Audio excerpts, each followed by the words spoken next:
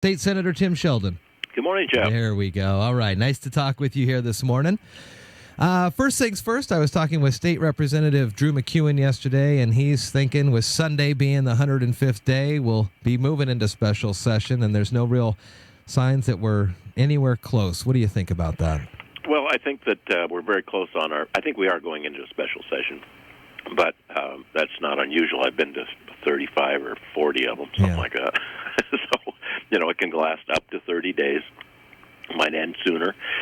But the transportation budget is still in play here, and I think hopefully we can finish the transportation budget before we leave, before this session ends, And I'm on what we call the conference committee, so we'll be meeting this morning and hopefully ironing out any last details and take it to both House and the Senate today and or tomorrow and get this transportation budget off the table. So transportation will be taken care of. Capital budget's been taken care of. It's just that.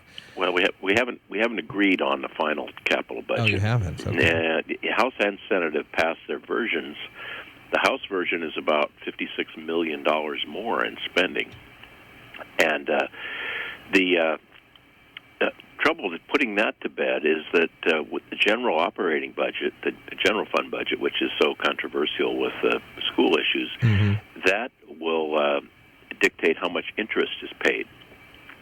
So for your bonds, you've got to have a budget for interest each year, and when we come up with that, then we'll be able to finalize the capital budget. Oh, wow, okay. So that's probably not going to be finished until the special session. One of the other things yesterday, it looked like a lot of public employees were holding rallies saying that you guys should approve labor contracts for state workers costing an estimated $500 million during the next 2017-19 budget cycle. Best cost of living raises about 3% each year over the next 2 years. What do you think about that one? Well, obviously, we have a lot of great state employees here in our district, working at the correction center and all the different places, facilities that we have here close to Olympia. And our proposal is really to give them, instead of a percentage, but a set amount. And I think it's $1,000 per year for the next 2 years. So I like that proposal because the people that are on the lower end of the scale get as much as the people that are on the top end of the scale.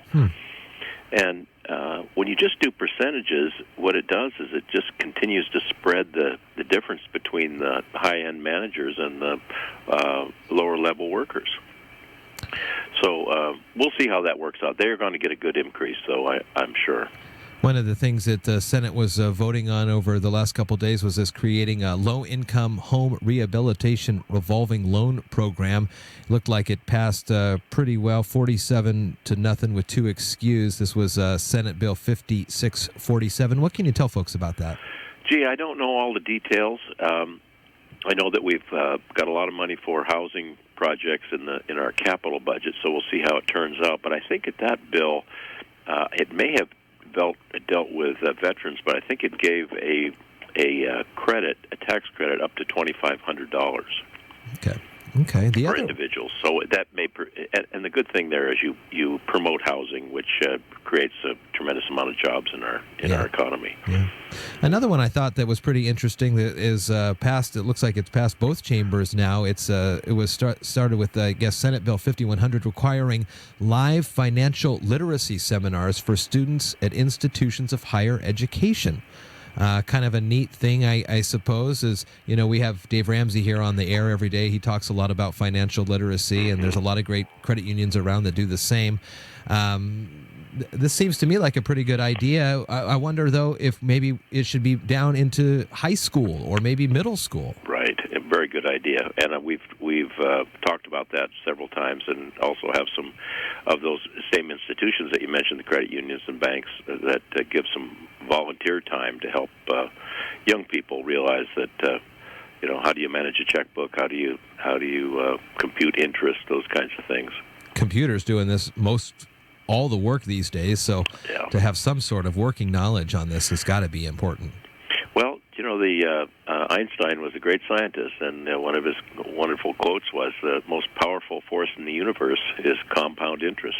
It really is. It's amazing to look at some of those graphs and charts and how a little bit at the front end can definitely help you out on the back end. Earth Day is this Saturday. There's a lot of things going on. There's a March for Science in Shelton, and I know you've kind of been around these parts for a while now. So what have you seen as a kind of how the community, how Mason County has come to embrace the Earth Day moniker, the Earth Day holiday?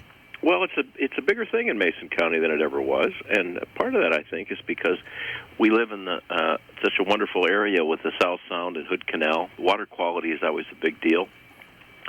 So I think more and more people are very concerned about water quality, our shellfish resource.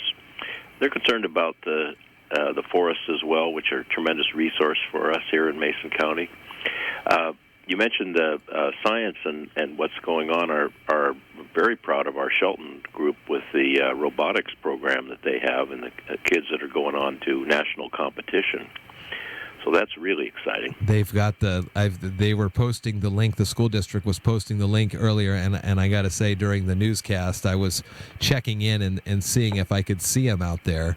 But yeah, they're down there. Alternating Current is live, and they're getting ready. It looks like, I don't know if you've ever seen the show BattleBots, but it kind of looks like that. There's a big enclosed squared circle, and the kids are on the outside. It is very cool that they're down there. Yeah, they've been in Olympia and dropped in with their teachers and just a terrific bunch of kids, and they're going to go far. This is a great start in science.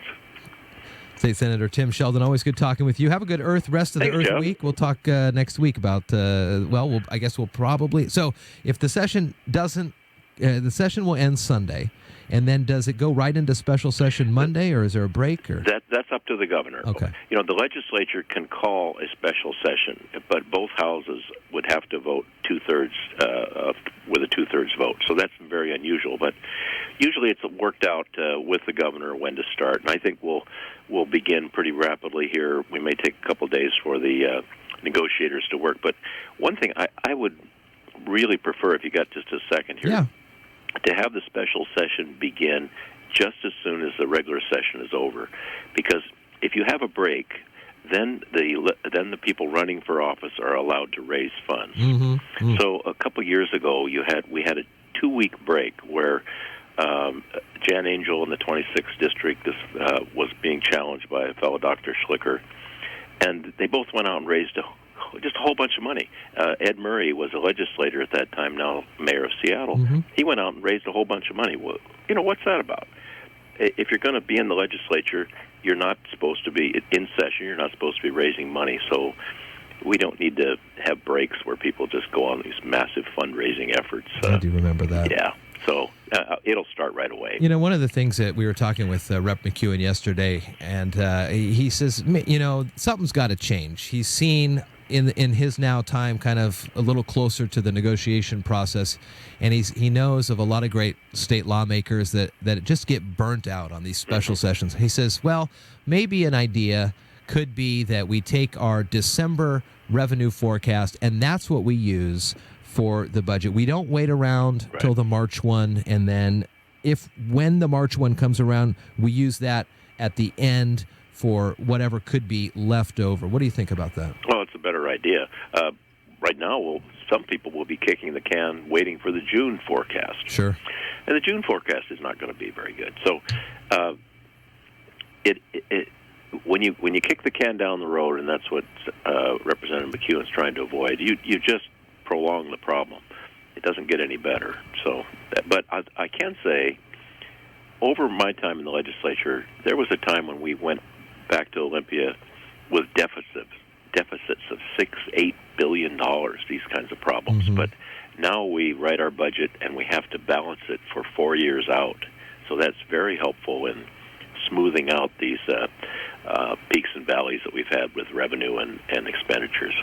Well, it's always good talking with you, Tim. State Senator Tim Sheldon from Potlatch here in the 35th. Have a good rest of your week. Have a good weekend. You too, and thanks to your crew, everybody.